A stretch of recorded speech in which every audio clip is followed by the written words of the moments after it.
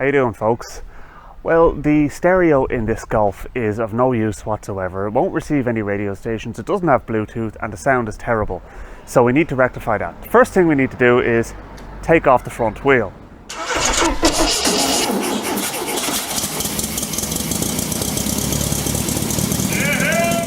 Yes, folks, you heard me correctly. We need to take off the front wheel. The reason being, the aerial is accessed behind the wheel and behind the wheel arch liner, and the aerial needs to be changed.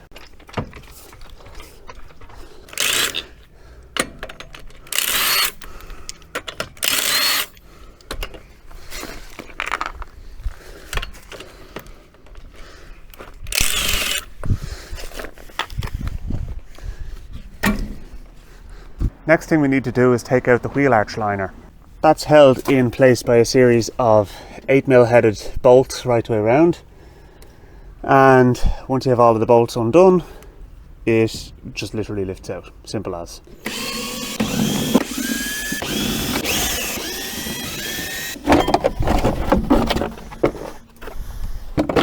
In my mind, it would be a missed opportunity if you didn't clean while you were in here as well and just got rid of any excess mud, crud or corrosion causing deposits or anything like that. So that's definitely something I will be doing while I'm at it. But let's have a look inside. Okay, so this is the rear side of the wheel arch. You can see the connection for the indicator lamp there, the side repeater. And if you put your hand right away up the top there, you'll actually feel the back of the antenna connection as well. So that's where we're going for. So what we need to do is we need to take the old one out first of all. I mean, I can see it, but to call it accessible would be an overstatement, I think. So it's not too difficult or anything like that, but what we need to do now is we need to untwist the aerial here, and the screw hopefully will stay put, and it does, which is great. So this old aerial is just not working anymore, and I think it's probably the cable, but I'm replacing the whole thing anyway with a straight extendable aerial. That's great, so that's out already. And you can see now, rusty bolts, the connection onto the bodywork isn't there properly anymore, so you're at nothing basically. So that's the old aerial out. Now, what I'm going to do is I'm going to use the old cable to fish the new cable through. So we're not going to try and pull the cable through from this end, we're going to pull it back through from the other end. But what I need to do is I need to get a light and I need to look up there, because one of the things that's very important with an antenna on a car is that the bodywork that it's mounted against is clean and free of paint, because the ground plane of the antenna actually connects on there, and if you don't do that then you won't actually have a decent signal, and I'd say that's the reason why this aerial wasn't working in the first instance. So what we'll do is we'll get a little wire wheel or something along those lines, clean up the back of the bodywork, get it all back to bare metal, and then we'll install the aerial. And then after we've got the aerial installed, then what we'll do is we'll coat it in a layer of corrosion preventing wax or something along those lines, just to prevent it from rusting from there. So if you guys have a look up the top there where the hole is, you'll see that that is where the aerial comes through, and that is not clean bodywork that's passing through at all. So that is the reason why we're not getting a good signal on the aerial, so that needs to be cleaned up straight away. Okay, so here's the new aerial here. I have all the bodywork cleaned up around the hole there, which is grand. Now you'll see here that there's essentially, it installs from the back, this one. So what you do is you undo the nut and remove the little chrome dome and the plastic dome there with the little seal on top of it. And what you're left with then is this little lad here, which is kind of a sort of a swivel, and it allows you to position the aerial correctly for the car. So what we're going to do is we're going to install this now, and we're going to try and get it into position, and then afterwards what we'll do is we'll route it through the bodywork then at that stage. What I find interesting is actually this little bracket that sticks down here. I reckon that's actually for supporting the other end of the aerial. Oh.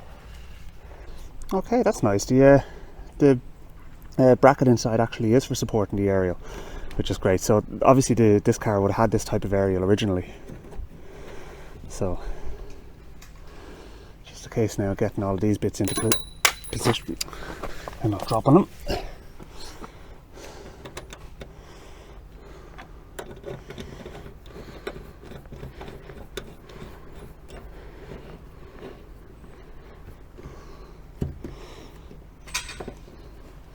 You just swivel them around so that everything is lined up the way it should be.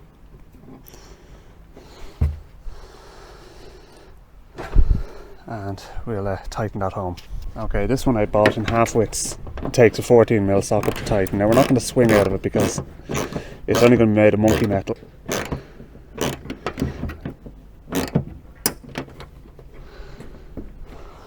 Alright, so now that is in position, so I'm going to just have a look underneath to make sure it's all looking right there.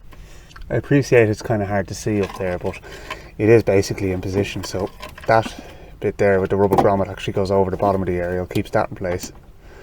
We can just give that a little wiggle, and what we'll do is we'll actually check the grounding basically by just measuring off the bodywork to the outside part of the aerial and see how we're looking there.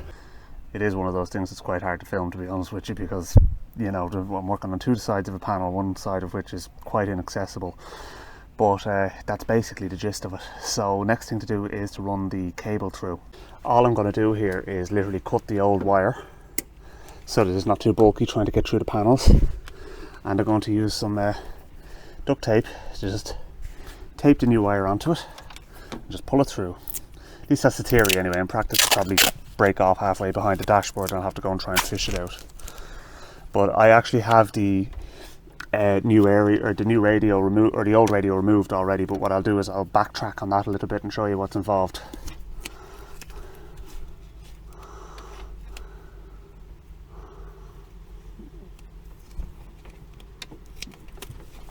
Okay, I'm going to go too mad now on the old tape, but you don't want it to come off, as I said, otherwise.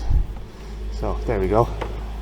I'm going to fish it through the first hole in the bodywork, and there goes my light. This Ryobi floodlight is very bright, but it eats batteries. The observant amongst you will notice we're now inside the car, and here is the aerial cable.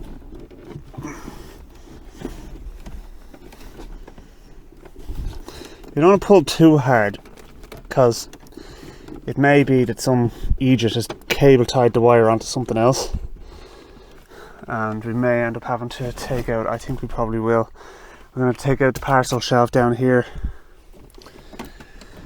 Ah yeah, to be fair, it's a Mk2 Golf, not a Toyota Auris. Removing the parcel shelf is not the biggest ordeal. Oh, that's it. It's out now, so a total of 5 screws, and there goes the contents of the parcel shelf. Alright, does that give us any more access? No. No, it does not. Again, Mk2 Golf, not Toyota Auris, so removing the glove box is not a taxing job either. One thing about trim and stuff like that is there's always one more screw than you think there is.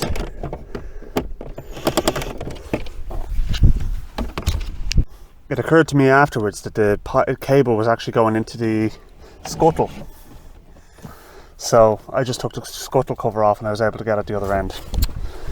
Right, okay, so let's just feed it through a bit more there.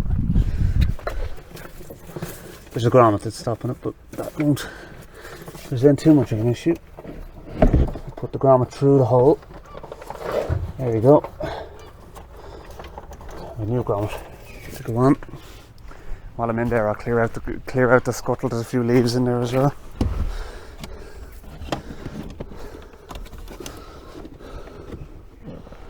Come on, come on. Yeah, but yeah, but get out. Oh, come on. Success, folks.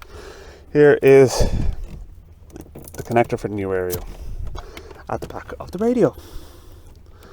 So, in the end, I didn't need to take the parcel shelf out or the glove box at all, so I'll put all those screws back in now in a minute once I've peeled off this healthy layer of gaffer tape.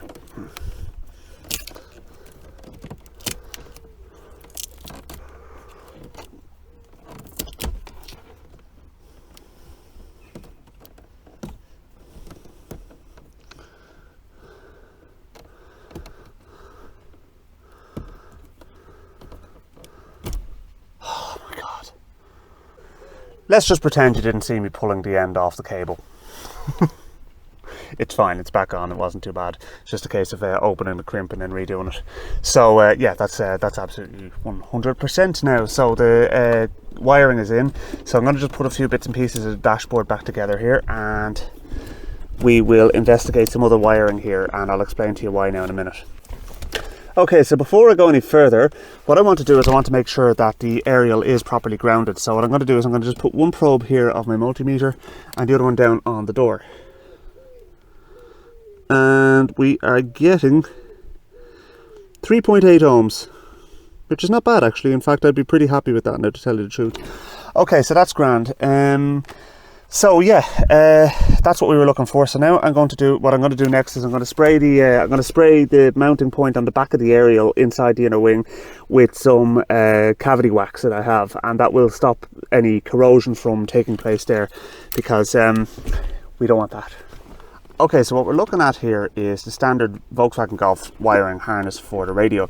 These are called ISO blocks, okay, which are pretty standard across many different models, which is why they're ISO blocks, International Standards Organization, okay, which is brilliant. But the problem is not every radio uses these connections, including the Pioneer radio that I'm going to be installing, which uses this type of connection here.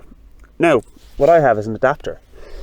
So that's great. So all you literally have to do is just plug these two connections into the adapter, plug that into the back of your radio, and in theory, away you go. The one thing you may have to do is, if you find that your radio is forgetting its radio stations as soon as you turn off the ignition, you may have to swap the red and yellow connections around here. Some cars are different, do things differently for one reason or another in that respect, but not a major problem anyway. But the problem I have is the fact that this car, even if I do that, is still forgetting its radio stations periodically. It's not happening all the time, so there's clearly an issue to do with the wiring in the car itself. So I'm going to have to remedy that situation. Now, just to give you a quick idea of the way it works, this one here, the brown one, is the speaker connection. Okay, so the two inner ones, top and bottom, are front speakers left and right, positive and negative, and the 4 pins for the outer are rear speakers left and right, positive and negative. Okay, so simple as. Now, I have wiring going to the back of this car from the factory, but there was 2 speakers installed that don't work. Now, I wanted to make sure that it wasn't the wiring, so what I did was I put a resistor at the back, and I checked to see if I was getting the same resistance as the value of the resistor on these pins here, and I was. So happy days. So that means that the wiring to the back of the car is fine, and it is in fact the speakers that are the problem. This connection is where you have your power. You have 2 positives, a ground, you may have instrument lighting, you may have muting, you may have a few other bits and pieces as well. There's a total of 8 pins anyway. The pin out is available online, so if you find that you want to go down the route of cutting off the standard connections, which I don't think you should do, I think you should actually just get an adapter. If you do feel that you want to cut these off, at least you have an idea as to where you can go by getting the pin out. It's an awful mess doing that, and I certainly don't want to be doing that in this car, especially because of the fact that they're from the factory. So I believe that the problem I'm having is actually with the ground, so I'm going to be chasing back the ground at some point or another.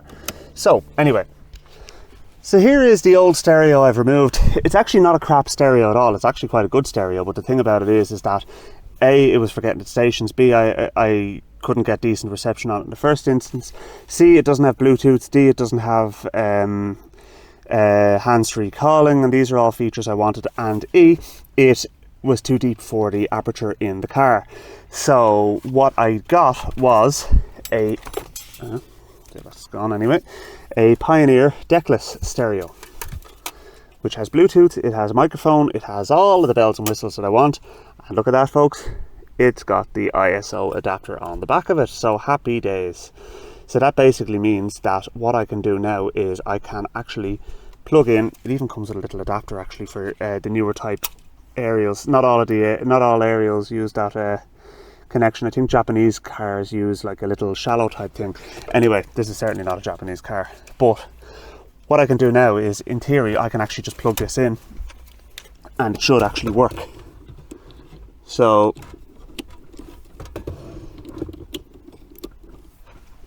that's that in, and we plug our antenna in as well.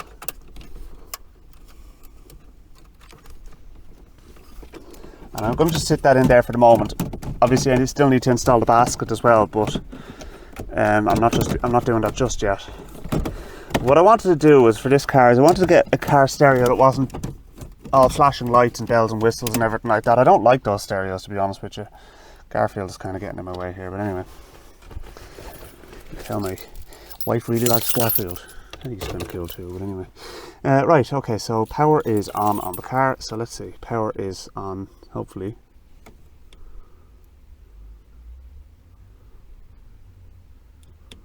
Okay, we're getting nothing there.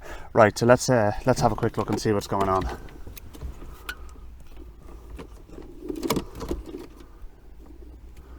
So now, it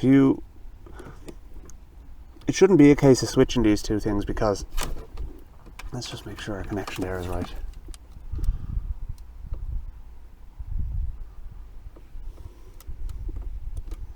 I hope we didn't get a dud, folks. I really do.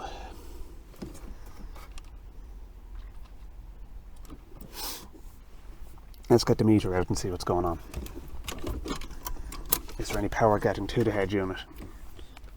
So, first we're going to check our yellow, which is one of the positives.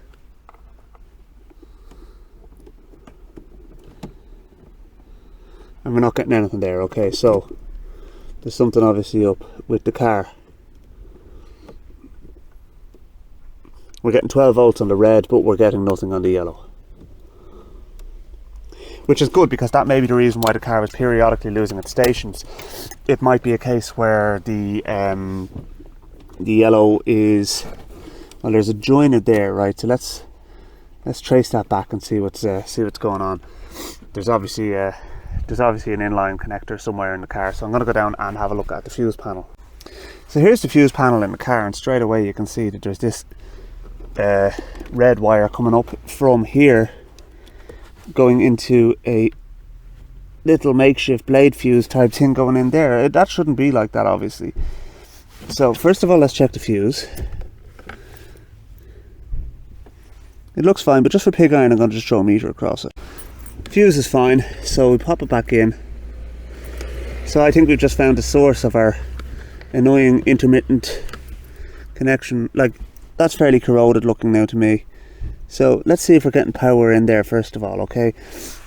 To be honest with you, it worked while it was the way it was, so I think I'll probably just leave it there, and I can investigate a bit further at a later stage. So there's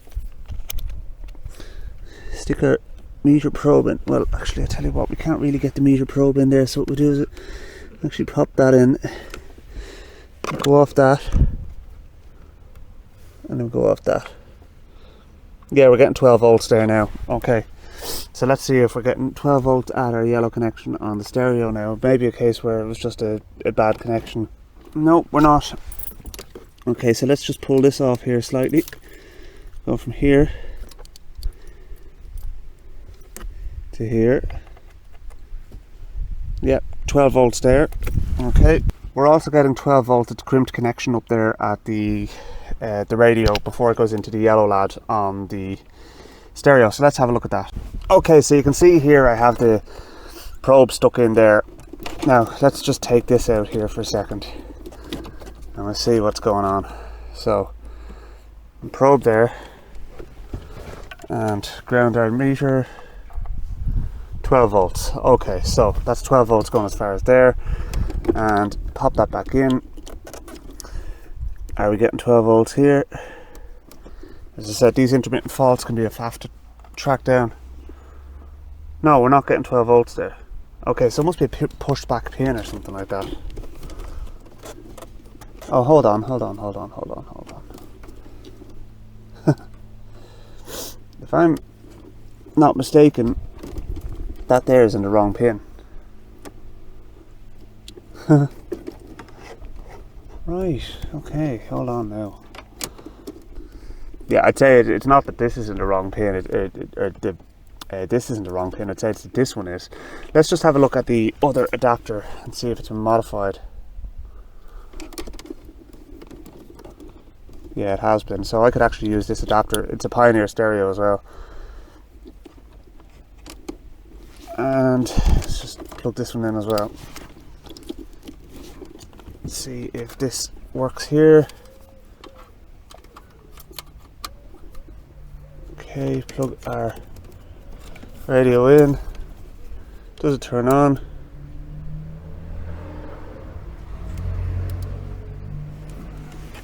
Does it feck? What is going on?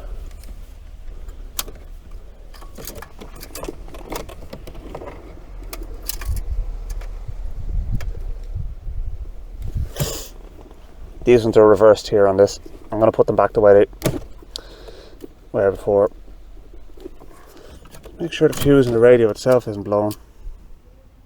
No. See if the old one works.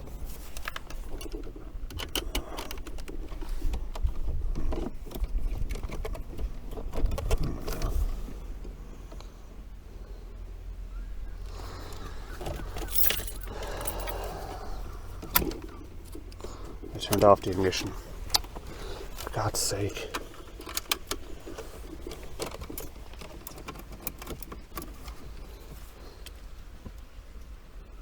Hey! Setup, yes. Okay, let's have a look and see now. Get out of my way.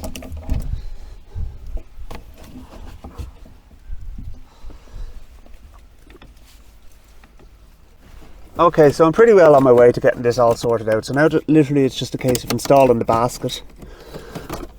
And at least I found that loose connection that was causing it to forget its radio stations, which was down at the fuse panel where it was stuck into the relay socket. I don't know why it was like that, but it was like that nonetheless. Oh, come on, get in, you little...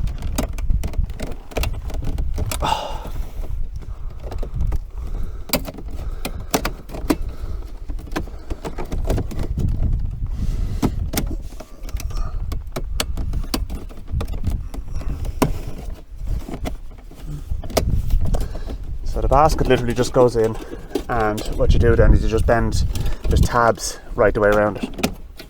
So you bend those tabs back with a screwdriver so that it can't be pulled out. Simple as that. So I just get a flathead screwdriver, push those tabs around, and we'll plug that in, and I'm going to test it one last time before putting the radio in properly, because I want to make sure it's not forgetting its radio stations this time. And then that's basically it, and then it's literally just a case of replacing the back speakers. Okay, so the radio is all in and connected up and basically ready to be installed into its new home permanently. One of the things that this came with was actually a little microphone. So what I did was I drilled a hole in the in one of the blanking plates here. I do have the old ones to go back on there as well. So I drilled a hole in that, and I was able to install the microphone there, which is quite a neat job if I do say so myself. So now, all we should have to do now is just slot this into position, and it looks the job. The fact that it's sitting in properly as well is just so much nicer. Right, so let's power it up and see how we get on. Bet you forget its bloody radio stations, I'll have to pull it back out again. The eternal optimist in me is coming out.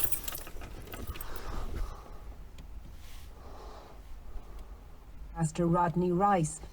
Rodney Rice, apparently. Well, there you go. Right, let's get some Bluetooth going. Okay, so it's connected to Bluetooth, and this is one of my own songs, so it'll be copyright free. Close the doors. Now this is before I install the rear speakers, so it's actually sounding all right.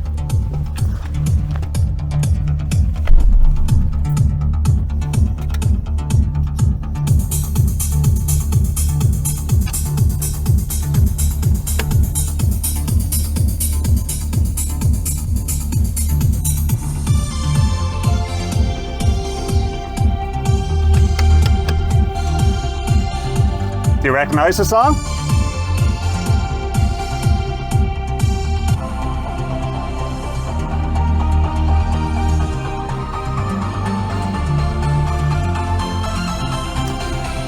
One thing I really like about this stereo is the fact that you can change the illumination colour, which is nice because the green matches the green of the dashboard in the car. That's the job. I'm really happy with that now. Anyway, I'm going to tune in the radio. Suffice it to say, the radio is picking up all the radio stations in the vicinity, so I'm really, really happy. So that's definitely a job a good one. So yeah, delighted with that. I'm able to pick up Radio Nova, which is one of the ones that I listen to regularly enough, classic rock, and they in this car you were never able to get Radio Nova once you passed kind of 15 miles from this house. So now it's coming in loud and clear, which is really, really good. So I'm delighted with that. So now the only other thing to do is tune in the rest of the radio, stick in the rear speakers, and the job's a good one. So I'll pick that up in a future video, because I have a few other bits and pieces to do around the boot area of this car as well, so I'll do them all together. So thanks very much for watching. Please don't forget to like and subscribe, and I'll see you in a future video.